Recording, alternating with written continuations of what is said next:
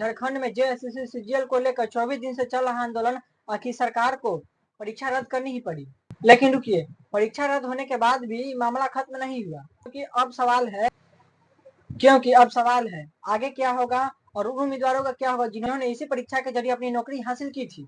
झारखंड में सरकारी नौकरी की तैयारी कर रहे युवाओं के लिए जेएसएससी सीजीएल का मामला अब एक बड़े मोड़ पर पहुंच गया है। लंबे समय से अभ्यर्थी की परीक्षा की कथित गड़बड़ियों और पारदर्शिता को लेकर उठ रहे थे सवाल। इसके बाद आंदोलन तेज हुआ। सरकार ने 2024 की जेएसएससी परीक्षा को रद्द करने का फैसला ले लिया। साथ ही टीडीपीएल एजेंसी से जुड़ी कई परीक्षाओं और उनके परिणाम और चयन को प्रक्रिया को लेकर कार्रवाई की गई।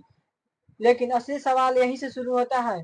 जो छात्र इस फैसले के लिए आंदोलन कर रहे थे उनके लिए बड़ी जीत है, लेकिन दूसरी तरफ करीब 975 नियुक्त उम्मीदवारों का भविष्य भी इसी फैसले से प्रभावित होने के बाद सामने आई। यानी एक तरफ ऐसे छात्र हैं जो कह रहे हैं अगर परीक्षा में गड़बड़ी हुई है तो रद्द करना जरूरी है, और दूसरी तरफ ऐसे उम्मीदवार जो पूछ रहे हैं हमने तो परीक्षा पास कर ली है, नौकरी भी मिल गई, अब हमारा क्या होगा।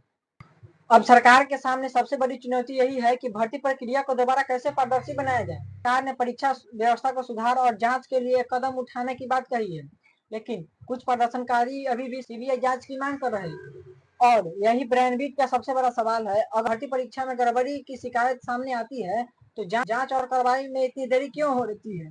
क्योंकि सरकारी नौकरी के पीछे सिर्फ एक परीक्षा नहीं होता है, एक छात्र की कई सालों की तैयारी होती है, परिवार को उम्मीद होती है, हजारों युवाओं का भविष्य जुड़ा होता है।